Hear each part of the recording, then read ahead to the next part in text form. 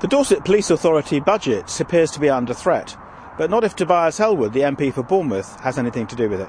Dorset Police Authority have a fantastic reputation. They've done a tremendous job. You're worried that financial constraints are going to mean that they're not going to be able to maintain those standards? Dorset has suffered yet again in the funding round that comes from government. And so Martin Baker, the Chief Constable, has actually pleaded with MPs to try and make that case for more funding to come from the Home Secretary.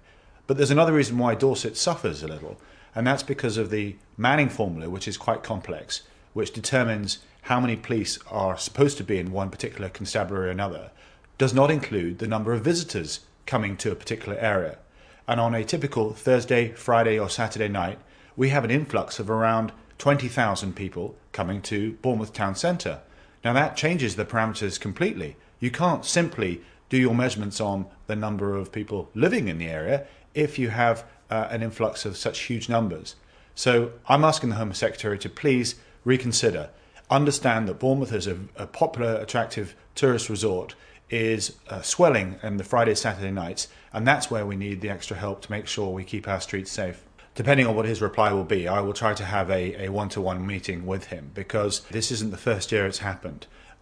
We've been hit in Dorset for a number of years now, and of course that's going to end up with potential closures or reductions in the police force. We want to see the police out on the streets. If you think of a scenario of two people getting into some form of fracas, if there is a policeman there who can intervene, pull the two apart and sort themselves out and make them go on their way, then it's a lot better than allowing that situation to ratchet up until eventually, when the police do arrive, they probably have to arrest both.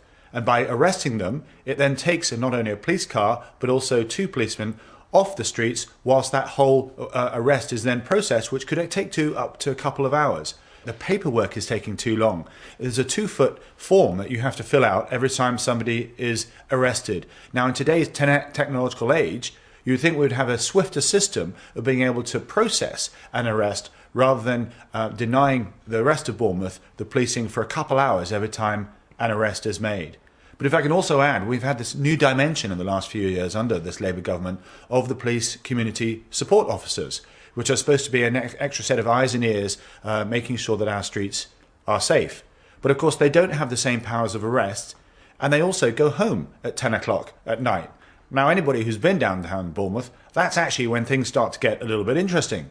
So I would like to see a new proposal. I would like to see us introduce a form of TA into the police forces in the same way that the TA backs up the regular army.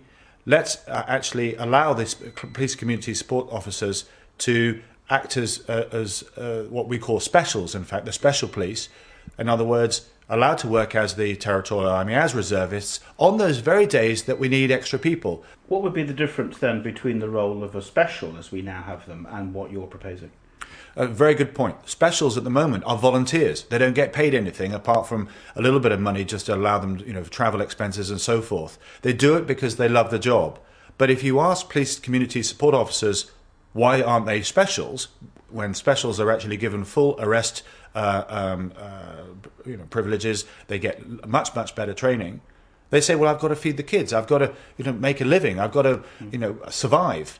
So they're doing it as a sort of part-time as police community support officers. They'd much prefer to be have the rights and the roles that the specials have. The thing about ensuring that the police budget remains the same or adequate enough to provide a level of safety in the town is that if you take that away and crime does go up, then costs in other areas that you perhaps weren't expecting also go up, and that will cost the government more in the long term. How are you going to reduce costs and maintain the services that we have? I think you also must give more the police constables more autonomy in the way that they spend money. We are a fantastic tourism resort, one of the best in the countries.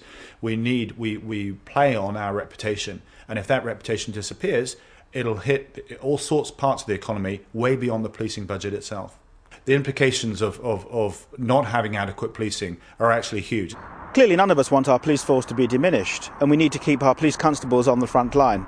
How we do that, given the present budgetary constraints, I'm not sure. This is Steve Parcell reporting for Vision News South.